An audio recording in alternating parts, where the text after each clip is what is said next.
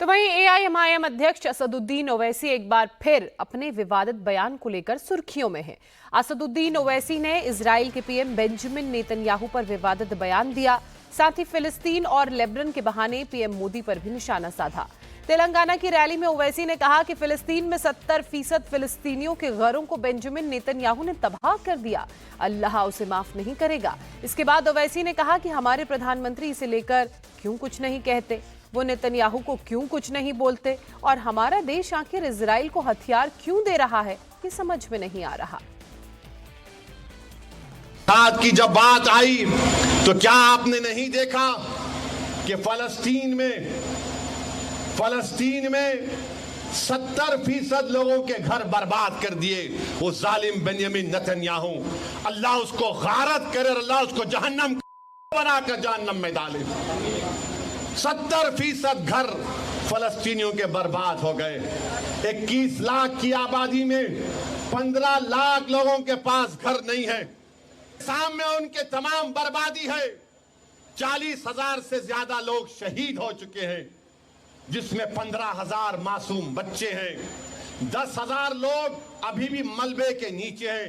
मगर क्या तुमने और हमने अपनी आंखों से, अपने कानों से सुना कि फलस्तीनी कह रहे हैं क्यों हुआ ये? रशिया यूक्रेन पे हमला करता है तो सारी दुनिया को हमला याद आता है। अरे 75 साल हो गए, लाखों फलस्तीनियों ने अपनी जानों को कुर्बान कर दिया, और ये जालिम लोग फलस्तीनियों को उनके हक से महरूम कर रहे हैं। अगर तुम 3,000 घर को तोड़ दोगे बुलडोजर लगाकर नेतन्याहू, तो तुम क्या समझ रहे हो कि हम खत्म हो जाएंगे? नहीं नेतन्याहू, तुम खत्म हो जाओगे। लेबनान में बमबारी हो रही है।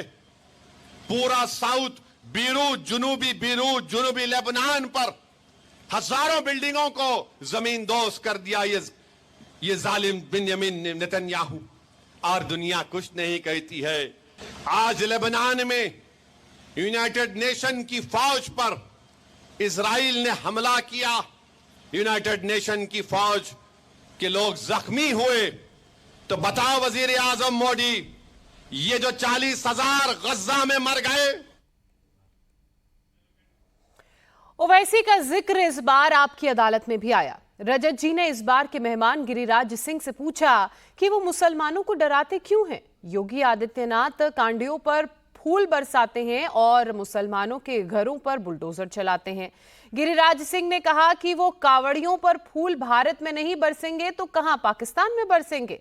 बुलडोजर पर गिरिराज सिंह ने कहा कि जो जैसा करेगा वैसा ही भरेगा। गिरिराज सिंह ने कहा कि ओवैसी जैसे नेता वंदे मातरम कहने से बचते हैं, भारत माता की जय नहीं कहते। आपकी अदालत में गिरिराज सिंह के जवाब की एक झलक आपको दिखाते हैं। मैं पूछता हूं, एक देश के नेता हैं जिनका नाम ओवैसी है, संसद के अंदर राष्ट्रगान और राष्ट्रगीत के समय कभी नहीं रहते। जो आदमी वंदे मातरम का सम्मान ना करे, क्या देश उसका सम्मान करेगा क्या? मैं तो आपकी अदालत में पूछ रहा हूं कि वंदे मातरम यानी भारत माता को हम प्रणाम कर रहे हैं।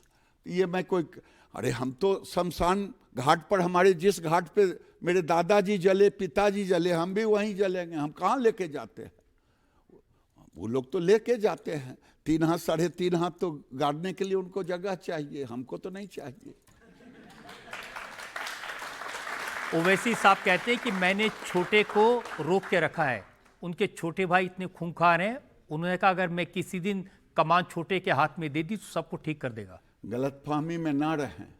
देश में जब औरंगजेब कोई बनने का कोशिश किया है, महाराणा प्रताप भी जन्म लिया है।